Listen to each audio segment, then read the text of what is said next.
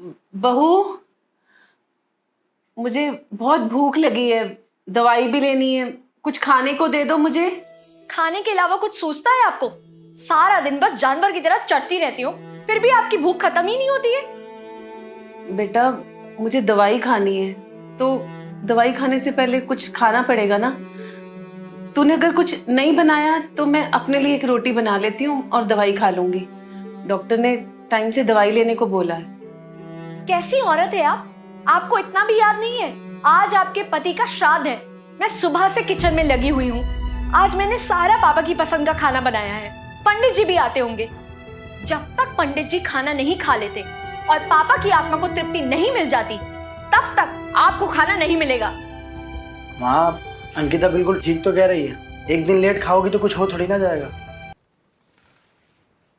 राधे राधे पंडित जी। राधे राधे। माँ, आप अंदर चले जाओ, पंडित जी आ गए, हम उनको भोजन करा कर आते हैं।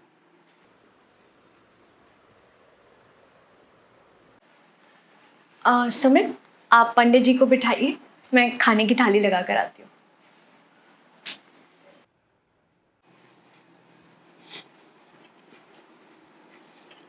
लीजिए पंडित जी, खाना ग्रहण कीजिए।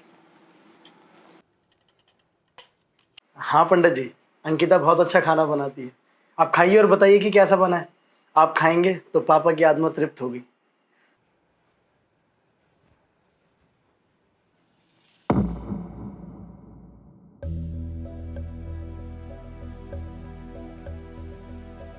क्या हुआ पंडित जी? आपने खाना क्यों नहीं खाया और आप एकदम से उठ क्यों गए? अगर खाने में कोई कमी है तो आप मुझे बता दीजिए, मैं अभी बना दूंगी। जी पंडित जी, आप बताइए, अंकिता सब कुछ बना देगी।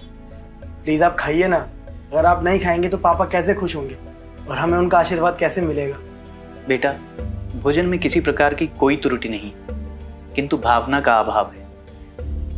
पंडित जी, आप ऐसा क्यों कह रहे हैं? मैंने तो बहुत मन से खाना बनाया है। बेटा सुमित, आप अपनी धर्मपत्नी से प्रेम करते हैं? पंडित जी, ये कैसा सवाल है? और इस सवाल का खाने से क्या संबंध है? एक साधारण सा सवाल है। क्या आप अपनी पत्नी से प्रेम करते हैं? आप इनकी परवाह करते हैं? क्या ये आपकी जिंदगी में अहमियत रखती हैं? जी पंडित जी, बिल्कुल। मैं अंकिता से बहुत ज़्यादा प्यार करता हूँ। मैं इसके लिए हर चुनौती से लड़ जाऊंगा, क्योंकि मेरी ज़िंदगी में ये सबसे ज़्यादा अहमियत रखती है। पर आप ये सब क्यों पूछ रहे हैं? पति और पत्नी का रिश्ता धूप और छांव की तरह होता है। दोनों एक दूसरे के सुख दुख के सच्चे साथी होते हैं। दोनों ही एक दूसरे के लिए अपनी जान तक दांव पर लगा देते हैं। क्या मैं सही कह रहा हूँ बेटा? जी, आप बिल्कुल ठीक कह रहे हैं। जैसा स्नेह आप अपनी पत्नी से करते हैं, वैसा ही स्नेह आपके पिता आपकी माता जी से करते होंगे। जी पंडित जी, शायद हमसे भी बढ़कर। और उन्होंने माँ की खुशी का हमेशा ख्याल रखा। उन्हें कभी किसी चीज़ की कमी नहीं आने दी। क्या आपके पिताजी दूसरी दुनिया में खुश होंगे? एक तरफ तो बेटा और बहू उनके लिए अच्छे अच्छे पकवान बना रहे हैं और दूसरी तरफ उनकी जीवन संगिनी को भूखा रखा जा रहा है। क्या वो आप लोगों को आशीर्वाद दे पाएंगे? नहीं, बिल्कुल नहीं।